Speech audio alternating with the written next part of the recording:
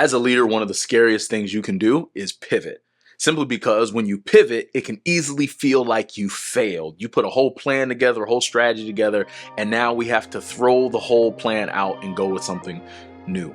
But in this conversation, Dr. Kendra really breaks down what it means to pivot, not just in a way that's healthy, but to do it in a way that is effective. And so, whether you're building your career, whether you're building your business or your ministry, I want you to lean into this conversation so that way you can know when to pivot, and that way you can properly execute your pivot so that way you can continue to build your dream. Well, Dr. Kendra, welcome to the Dream Lifestyle Podcast. I want to start off with asking you, how are you doing?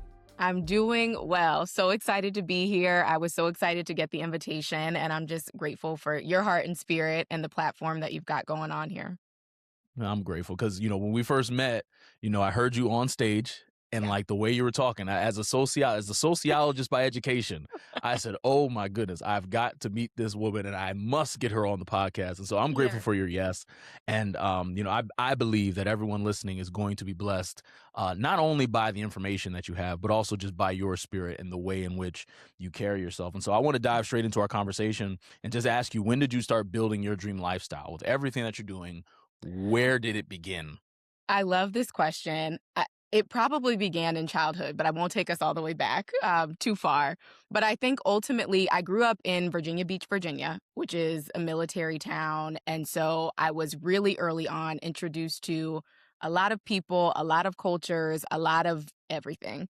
And my dream lifestyle, I think, has really evolved to be one where I show up in a way that makes space for people, where people feel safe enough to be their full selves, where I feel safe enough to be my full self, right? Where we can kind of just be in community and grow together. Learning is something that I really love. I love learning about people. I love learning about culture. I love creating space where we can just connect and communicate with one another, which is how we got started. And I think your love and appreciation for sociology is something that I have. I also studied sociology in school, and I think that was not by accident, right? This idea that I would be able to do a deep dive into people and what it looks like when people start interacting with one another and with the world around them. I love that. And I think my dream life is one where we all get to exist in this world. We all get to live out the plans that God has for us. We all get to chase and pursue dreams, learn together, grow together, etc., and feel really good about that. And so I started building out a life where one, I could champion those efforts really early. And then I've continued to do that through my work professionally, but also I hope that the people in my corner, the people in my community feel that from me really personally as well. Oh, that's awesome. I like that. And what I like about everything that you said is, sociology, the study of people, the study of society, is one of those topics that, at least when I was in college and things like that, there was kind of only like one career path of like social work. That Yeah. was kind of like the only space you could occupy. That and maybe like education. Can you Yeah. talk with me about like your love for sociology and as you grew up and you started seeing okay, real career paths and everything like Mhm. that? Can you kind of talk about that? Okay, this is kind of like the expected path versus now, obviously, you're in a totally different world utilizing the same information. Can you speak Yeah. into that? Absolutely. God is a good God, and God is funny. I went to college thinking that I was going to study business. I took finance and econ freshman year, and it was very clear that that was not the path he had laid out for me. I was not thriving in the way that I was accustomed to, and I also wasn't excited, but I took Sociology 101 as an elective, and really it was over from there. I was locked in. I was ready to go all the way. And I had to have that call with my parents who thought they sent me off to school to get a business degree to say, actually, sociology is where I'd like to be. Don't ask me what I'm going to do with it afterwards because I haven't gotten there yet, but I figured out what I can do here. But you're right. I think the further I got into it, education, social work, right? Those felt like two obvious kind of pathways forward. And actually, I ended up pursuing a career in higher education. So I went on to get a master's in educational policy, a PhD in adult learning. And that is when actually I said, I think I've got an interest and some skill sets here that I can take outside of this educational context and put us in marketplace and corporate and really helping to see what happens after we teach people, after they leave a campus environment and they go out into the workplace, they go out into the workforce, or they build their own thing. how are we continuing to grow and develop people at that point in time? Because it feels like we do a whole lot of planning and preparation for all of us, right? Until 12th grade, many of us might go on to college. But once you graduate, you're on your own to figure out what you do with that. And part of that is growth and development. But I think there's an unrealistic expectation that our development ended once we crossed a stage. And so my work today is really about continuous development, lifelong learning, well into adulthood, forever and ever and ever. I love that. And I have a very similar story where I went to college as well. Like, oh, I'm going to do business. I'm going to get Yeah. a business degree and it'll be great. For me, I didn't even go to a class. I just saw the requirements and I said, no, it won't be that. So I'm gonna Yeah. figure out where I need to pivot. I need to change. Yes. And so Yes. I ended up choosing sociology because Yeah. my thought process was if I'm good with people, if I can Mhm. understand people, I Yeah. should always have a place. I should Yes. be able to be, helpful, have a job, career, and all the things. What I'm interested, because you said some things in your answer that I'm interested in learning more about because you Yeah. said that you were in higher ed. So you were kind Mhm. of in the, we'll call it traditional pathway. Yes. But then it sounded like there was something in you that says, okay, maybe we can apply these skills. I've applied skills through study that put me on traditional path, but this might work in a different context. Yeah. That sounds very like A to B for us now. Mhm. Was that because that's a pivot? Was that It's a pivot. scary? Like, can you walk us through that experience? Absolutely. It was a pivot. And I love what you said too, right? That if I'm good with people, I've got a place anywhere. So I'll take you to that point of pivot was the pandemic. Like many people, COVID hits. We're sitting inside. We're trying to figure out what are we doing? What's happening to the world around us? And where do we go next? And so I found myself like everyone else, all of a sudden thrust into remote work from home in a higher education context, which was also not something that was customary at the time. Um, but also then COVID got real and my family got impacted directly. And my dad, actually, both of my parents ended up with COVID, but my dad in particular um, contracted COVID and ended up in the hospital for about 2 weeks. And the doctors really didn't have an expectation that he would survive it. And it Wow. happened really quickly. All of his organs were shutting down. And at that point, they had kind of exhausted all of the medications that we were trying and piloting. And they called me and my mom and said, we've got a trial medication that we can offer him, but we need your authorization because it's not been tested. We've never been here before. And by the grace of God, we said yes, and by the grace of God, it worked. He worked. And Wow. so my dad is Yeah. still here today. But I think that experience, and I share that because that experience changed something in me. And, it was clear as we were watching a number of other families and communities be impacted really horribly, really horrifically through the pandemic, that this is going to change people. I think for me, it was a little bit of a wake up call where youth was allowing me to feel like I had so much time to make decisions and to do whatever it is that I wanted to do. That experience kind of affronted me with, if this was it, if this was how your story ended today, would you have done all the things that you wanted to do? Would you feel good about how the story ended? And my answer was no. I knew that I had so many other interests that I hadn't tapped into because I was definitely and can still be that kind of straight and narrow kid, right? So I go to school, I get into college, I'm going to graduate, I'm going to get a job, etc. We're just going to keep going. And at that point, I had already earned the PhD, which felt like a very academic and educational thing to do, right? There weren't many people who are not working in education and pursuing PhDs. So I felt like, you've gone all the way down this road. You're just going to leave it all behind. And I had to shift my perspective because it wasn't about leaving it all behind. It was actually about taking it all with me and really recognizing exactly what you said. You are skilled at interacting with people. You understand how we digest information. You can share it back. You are a teacher that is valuable, right? You are all of these things. And that is needed everywhere. You just have to find your place. And so the pivot began in that moment in my apartment at the time, really with me saying, okay, I want to figure out how to do this. And I'm going to have to do it afraid, but also I'm going to have to ask for help. And so I tell people all the time now when I'm talking to them about pivoting and just in general, nobody can help you become who they don't know you want to be. I knew that I had access to people who had done the things I was interested in, were doing them, had access to others who could connect me. And so I had to swallow all the pride and ego and call up my college roommate and call up this person and say, hey, you've got a cousin who does X, Y, and Z. Would you be willing to connect me with them? I had to send my resume out to strangers and say, please mark it up.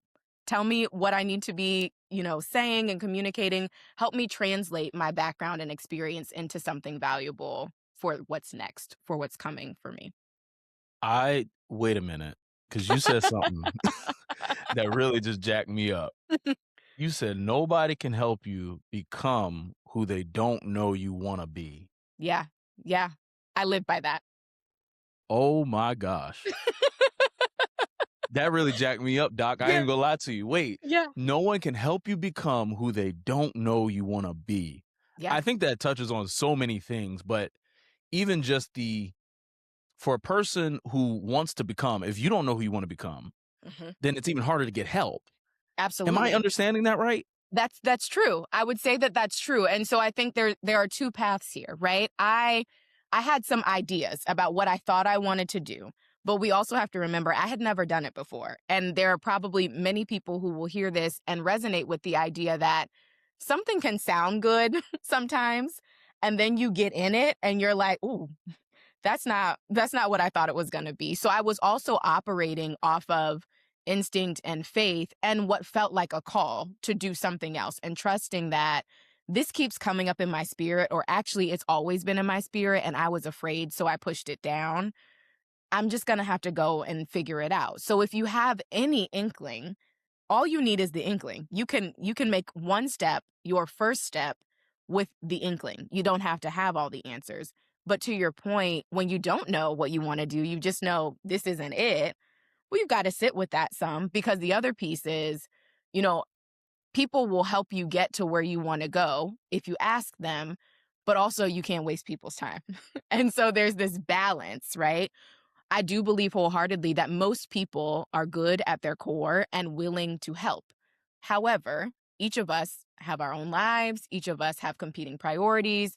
And so sometimes there are seasons where people might have a little more flexibility to say, I can really walk this out with you. And then there are other times where we're in seasons where people might say, tell me exactly what you need from me and I will do just that, but that's all I got. And that's okay too. There's nothing wrong with that, but you have to have that self-awareness, and I do think the onus is on us to know what is it that we're trying to do, or where is it that we're trying to go, or at least have the awareness of, I don't know. I don't know. And so I can come into conversations and make my ask to have some of your time with that in mind. That's powerful. I think everything that you said just speaks to that we have the responsibility to become clear on our call. Like, okay, Yeah. I may not know how, but as I'm clear on what, I'm clear Yeah. on the future that could be, I'm clear on, how I'm supposed to operate and everything. But also you spoke on something that I think isn't talked about as much, is there being a clarity around like the ask. So it's, hey, I'm clear on where I want to go, and there are missing pieces, whether it be skills, resources, tools, whatever. Yeah. But I'm also clear about when I reach out to someone who I think can help me get there, I'm not just saying, hey, can you help me? And then they're trying to figure out, well, with what? How? Right? Like, you're actually clear. And I mean, you said it in your story where you reached out to somebody, hey, here's my resume. Yes. Pick it apart. What Please. part? And it's like, that's a clear ask for somebody, like you said, who's probably willing to help and wants to help. Yeah. But you can't ask them for help and then put it on them to try to figure out how to help you. What you need. Where you got to be able to say, hey, this is exactly what I need help with. Yeah. So that way, like, just the expectation is good. The expectation is not. So that way, if they go above and beyond, you're happy. Even if they don't do as much, like, because you're clear on the ask, you're not like, oh man, they didn't show up for me the way that they should have. I think that is profound. Thank you. That is really, that's why you're the doctor. But I want to get tactical a little bit, because obviously you've lived this. You've lived it out where you're pivoting, especially in a space like people. Because I think we're not talking about, oh, I made the pivot from one tech company to another tech company where it's like Yeah. all the same stuff. We're talking about like people, because social work and what you do is very Yeah, different, right? Higher absolutely. education and what you do is like very different. Yeah. You work with a lot of CEOs, you work with a lot of high level leaders, pastors, and all the like. What stops them in the work you've done? What stops them from successfully pivoting? Yeah. I think it's this idea that we have to have all of the answers. I do believe that there's something that happens along the line of leadership development where leaders feel really nervous about asking questions, about raising their hand and saying, I don't know, or I don't have an answer. And I think that can paralyze us and inhibit us from taking the first step. And I do think that often, more often than not, the question is, what is my best next step? Not what are all of the steps that I need to take in order to get there. And I think in working with leaders, there often comes an air or an ego about asking for help or bringing in others to kind of gain insight or even get feedback. Just get some pushback on what it is that you think you want to do. Have others done it. Have them poke some holes in it, and at least press you to be able to really, really clearly articulate what it is you're trying to do. And I think a pivot requires what's even the word that I want to say? A pivot requires a level of humility that I think people are not always willing to walk into and live in. And a pivot in and of itself suggests that you are trying to do a new thing, something that you've never done before. And so much like when we learn to ride a bike or swim or cook a meal for the first time, there can't be this expectation that you're already excellent. You've never done it. And somebody had to walk that journey with you. Somebody had to teach you. You started with training wheels, then they came off. Somebody was still holding the back of the seat, right? There are all of these things that have to happen before we get to just move freely and comfortably. And that's okay. And I think in leadership, there are still levels that become invisible that our leaders are navigating but not naming, and that becomes a slippery slope. I do think that that can cause a danger to our organizations. That's powerful. I think one of the things, as you were talking, I wrote down Yeah. feedback versus pushback, because I Mhm. think there are leaders who think they're getting feedback when they are just getting, affirmation towards whatever it is Yes. that they already want to do. Can you Yeah. speak into like that difference? Because it is humbling to invite specifically pushback. Like feedback Yeah. is one thing, right? Mhm. Because most leaders were high performers. Where, hey, my ideas, I'm right 99% of the time. Yeah. Can you talk into like inviting that pushback specifically when it's Yeah. time to pivot? I think that there are times when asking for feedback will also invite pushback. However, I think that only happens when you've actually created an environment where that can happen. So, the first time you and I met, I talked a lot about psychological safety and this idea that people feel comfortable and free enough to take a risk, and not just one person in the room, the whole group feels like they can take risks, that they can try things and they not work out, that they can give you feedback and not be punished, right? There are all of these things that are connected to psychological safety. And Amy Edmondson says it best. And so I always point people in her direction if they're curious about psychological safety. But I think in inviting feedback as a leader, you're only going to get good quality feedback if you've created psychological safety in that space, meaning people don't feel like all they can tell you is how great it is. You don't need people to affirm what you already believe to be true necessarily, right? Sometimes we are looking for a gut check, like, this sounds good to me. Does it sound good to you? That's helpful and that's important. However, if as a leader, I'm about to roll something out and people see missed opportunities or gaps or other considerations that I've missed somehow along the way, and they don't tell me because they don't feel safe enough or sure enough about how I might react or respond, well, one, that's a signal about my own leadership that I need to take in. But Absolutely. two, I think leaders who are not ready for it will call that pushback when it's feedback. I do think that pushback is a form of feedback, but I think just pushback operates in this like negative space where people get then defensive and feel like, well, you're not listening or you just don't get it. And it's much like that sort of old school sandwich method where people say, like, well, at least offer something positive. You know, you can offer your critique, but I also believe when you offer a critique, you should be offering a solution. So it's not always helpful to say, don't like it, don't like it, don't like it, won't work, can't see it, and then just stare at people and expect them to run off on their own and fix it, because you do have a responsibility when you raise a concern to sit with them through navigating how to find solution there. And I think we don't always get that part right either. That's good. You said that a pivot requires a level of humility. Yeah. For leaders out there that may be listening to us that they know they need to pivot, but they're Yeah. in their own way. Can you just speak into how we can really get out of our own way so that we can Yeah. invite that healthy feedback, invite that healthy pushback so we can effectively pivot? Yeah. Leaders need community. And you might see and read a lot on social media or just in culture generally about how lonely it is at the top. And that happens when leaders do not find community among other leaders. The reality is, someone who is entry level or just starting out in the workplace and ministry, wherever, does not have the same context or history that you might have if you are leading the entire organization. It's very likely that there's a gap there. And so your community and your pushback from that person is valuable, but not the same thing as someone else who is also navigating and responsible for the same challenges, the same weights as you are. And so I think leaders finding community is step number one, because even in my own example, it was my community, my network is really higher education focused. I'd like to pivot outside of higher education, which means I need to build or break into a brand new community. How am I going to do that? Well, I'm going to have to raise my hand. I'm going to have to get some attention on me that says, I don't actually know how to do this. I'm trying though. I'd like to. I think you have some insight that could be valuable for me. Would you share it with me in this way? And I think that humility, one, is required to break into new spaces. But I think when you are a leader and we're talking about leadership development among other leaders, you've got to go out of your way to put yourself in position and proximity to other leaders. This idea that you can figure it out in isolation, I think, is what gets leaders in trouble. And I don't know how anyone makes a pivot from the same position, right? Like, a pivot in and of itself, if we think really, really accurately, right?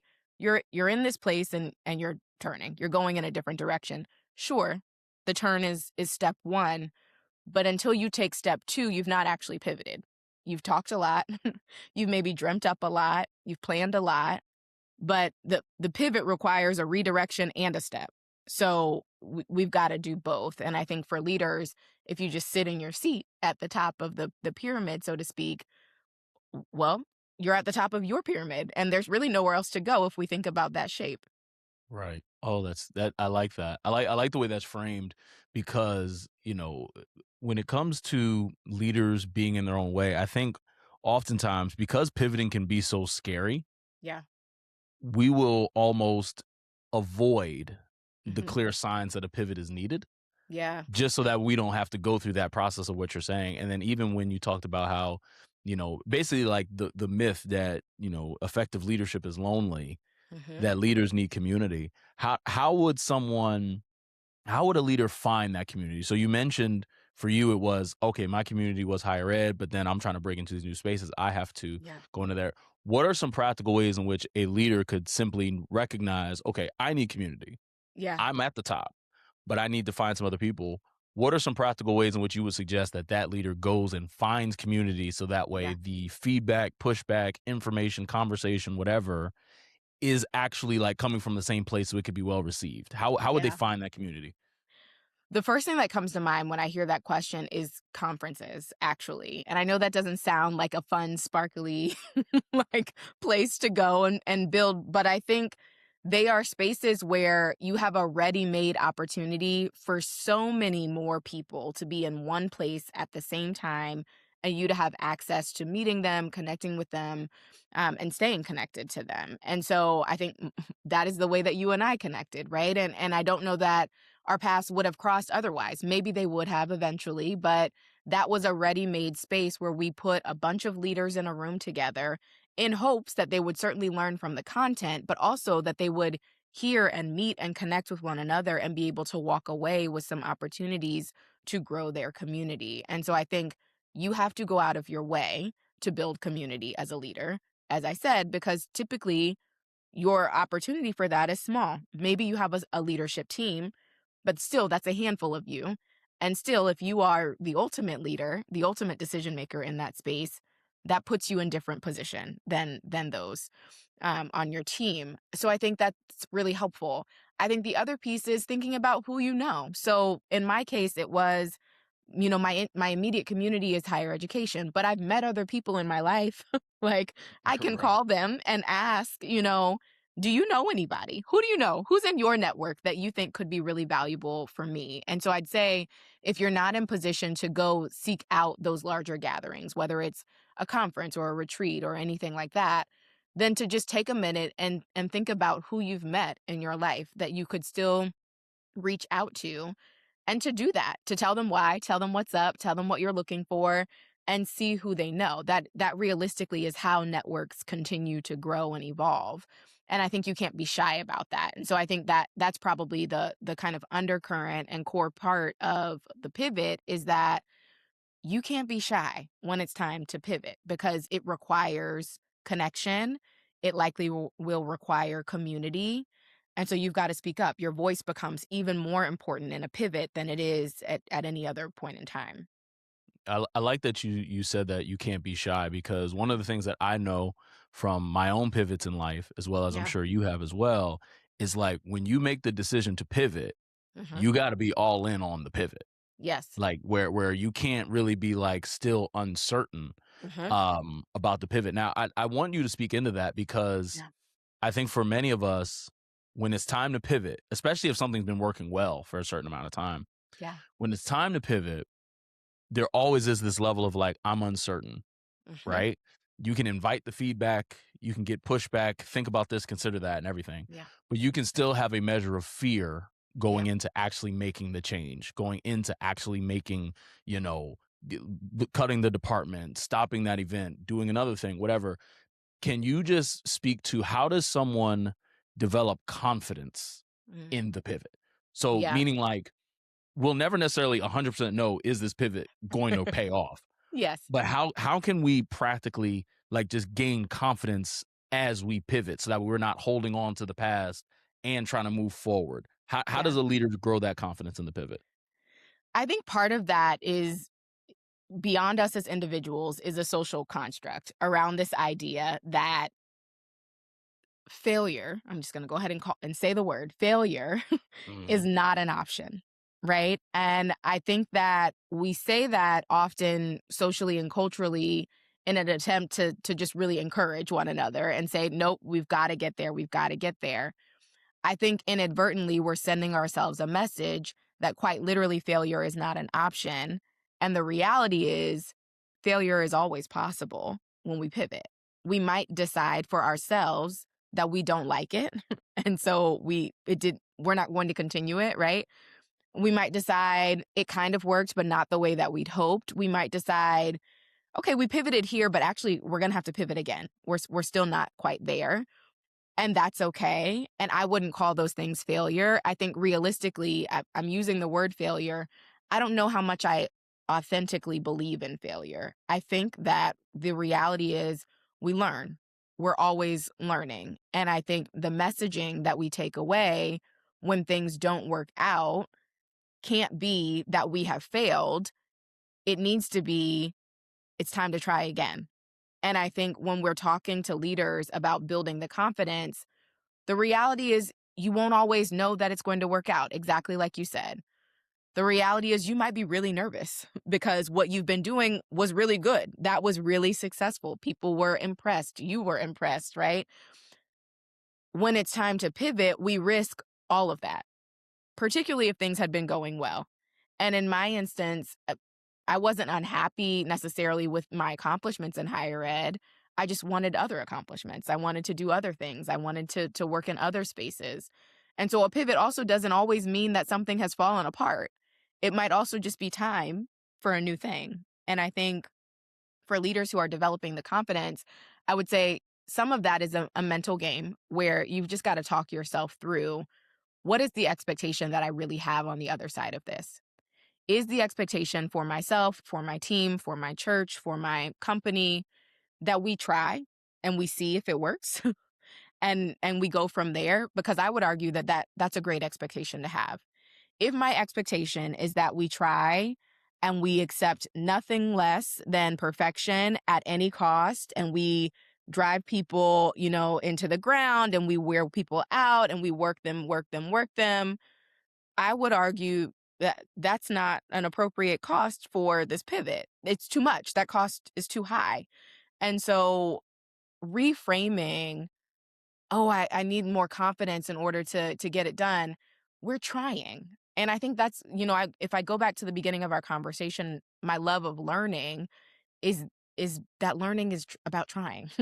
It's all about trying. It's trying something new. And for the rest of our lives, we'll be trying something new. And we compartmentalize spaces in our lives where it's appropriate to try and not have it go well. Excuse me.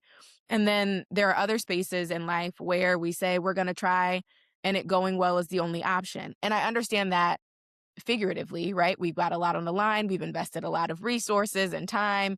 This has to work. This needs to work, right? I see that. I understand why leaders say that. I think, though, we've also got to weigh, what is the pressure that I'm putting on myself and my team and the expectation of this outcome? And if for whatever reason it doesn't go perfectly, despite the time and resources, we will have learned, we will have worked together, we will have collaborated, we will be better positioned the next time. There's still wins in there. And I think that framing is really important in a culture that says win, win, win, succeed, succeed, succeed. We've got to really unpack what it is that we mean when we're talking about success. That's I like that you brought that up, because I was going to ask you next, like, what makes an effective pivot? And Mm-hmm. I think basically where you just ended there kind of answers it. Of, Yeah. you got to be clear on just what success actually looks like for this pivot, Yes. right?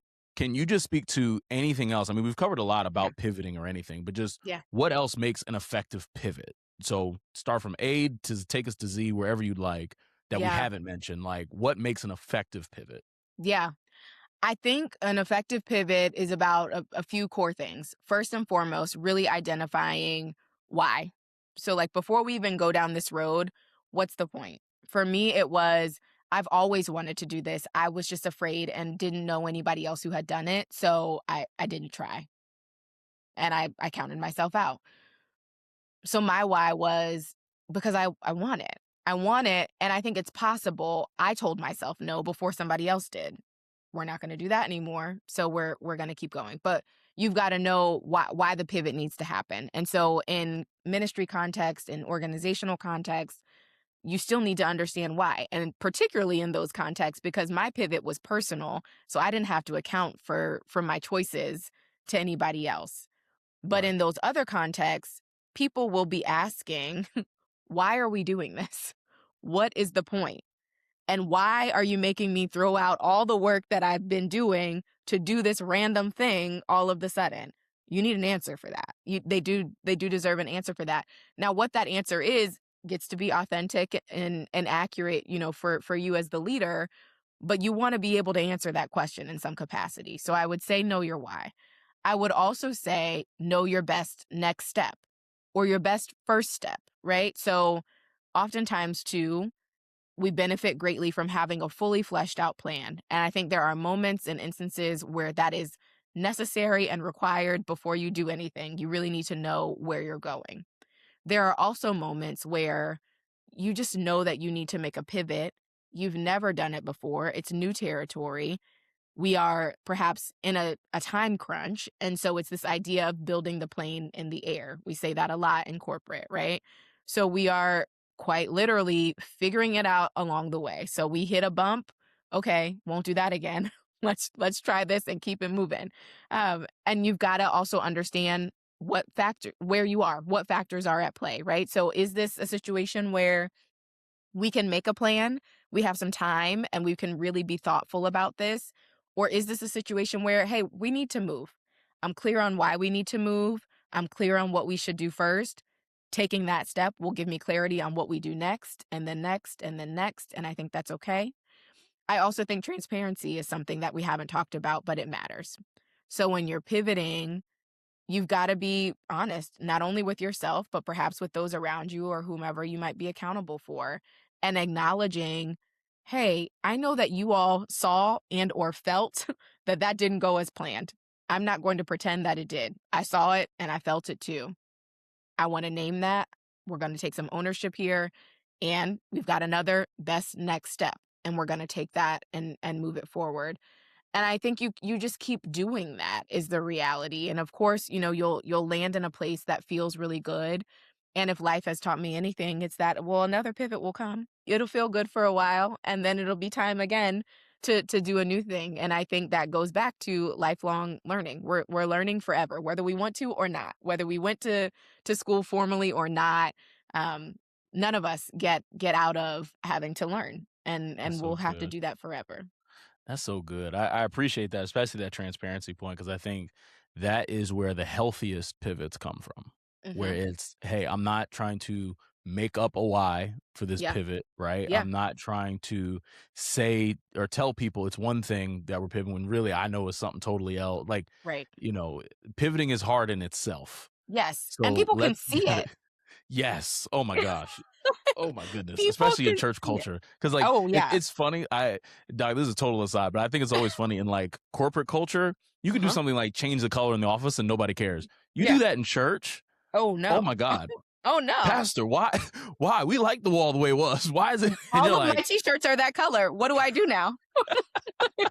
literally. So, Doc, I want to kind of round us out as we Yeah. kind of get to the close. For you, you are what we would describe as a dreamer. You are Mhm. ambitious. You Yeah. are called, and you're walking in that calling and everything. One of the things that we know, Yeah. just as leaders and people who are successful, because the way we define success is that you're aligned, Yeah. is I love that that. people see the success, they see platform, they see all the things, but Yeah. they don't see what it takes to get there. They don't see the crushing, they don't see the sacrifice. What does it cost to be you? Yeah. So you gave us so much game, but what does it cost to be you?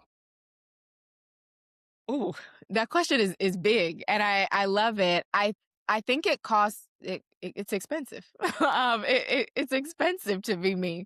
And my husband would agree. My parents would go back to childhood and agree too. But I think it, there's a patience that's required to get to where I want to go, and I really have to pace myself sometimes and talk to myself sometimes about the flesh and human feelings of, but God, I thought it would have happened by now, or God, I've been working and it's not happening for me, but I can see over here it's happening there and they figured it out. And why haven't you downloaded in my spirit, what it is that I should be doing? Um, and there's a patience and a pace that is required to get to where I'm trying to go. And it's personal. It's personal between me and God. And I think that that is something that I've had to continuously revisit. And it means that there are also a number of sacrifices along the way. So when I decided to pursue my PhD, I was, I think, 26 years old. And my friends were and I were just, just in jobs. We're starting to get a little bit of money and we can, hang out a little more, a few more girl dinners and all the things. Um, and I had to go from work and go home to write or to prepare for an exam or to, all the things that schooling at that level requires. And it was a sacrifice. But I also said to myself when I made the choice to go back to school, you have more time now than you'll ever have again in the rest of your life. At that point, I was not married yet. I didn't have kids. It was a time in my life where I could really lean in and focus on a goal that I had set for myself with minimal amounts of distraction as long as I chose to prioritize it. And I think choosing to prioritize the things that you say you're going to do is number one. And then following that process out. is number two, right? And I think the third thing that I would say is that really figuring out how I continue down a path that is serving me is easy. Figuring out what to do when I decide that path is no longer serving me or it's time for a pivot is scary. And I think the unspoken thing is that the older we get or the longer we sit in a particular leadership seat or position, the scarier it is in our flesh to do a new thing, to learn a new thing, to try a new thing. And I've been talking about it throughout our time together, like, just do it. And I don't want people to take away that I don't believe or understand that this can be hard. It can be difficult. There can be a number of factors outside of ourselves that are impacting our ability to pursue a dream or chase a goal or get into a new space or pivot. That's real. That's real and that's human. I think, though, the cost that I would say would be greater or too much, too expensive, would be not moving, not doing it, not trying. And so I will try all day, every day. What COVID taught me was I don't want to get to the end of my story and feel like I didn't try everything that I could have tried to get to where I want to go. And that means I know I can't go alone, right? The African proverb, I hope I get it right, is that if you want to go fast, go alone. If you want to go far, Go go far. together. Yes. And that is so critical when I think about pivots and leadership, but also just my own life. I haven't gotten here by accident and I haven't gotten here by myself. So there were plenty of people, educators, friends, family, all of the above, who said, I see something in you, even in moments where you've started to doubt it because it's taken longer than you thought it should or would. I see it in you, I see it on you, and I'm not going to let you put it down. And I think we all need that. That's you says I haven't gotten here by accident or by myself. Yeah. Yeah. That wow. That's why you're the doctor. That is so good. I really appreciate that Yeah. perspective, just because, again, one of the things I know I'm called to is having these kind of conversations where we're talking not only about the successes, but we're also talking about the sacrifices. Mhm. We're talking about how the people that we look up to and are super successful, they were scared too, right? Yeah. They had to make a pivot, zero background, zero resources, but they're called and they Yeah. had to find a way, right? And really Yes. build their confidence, build their faith, build their trust.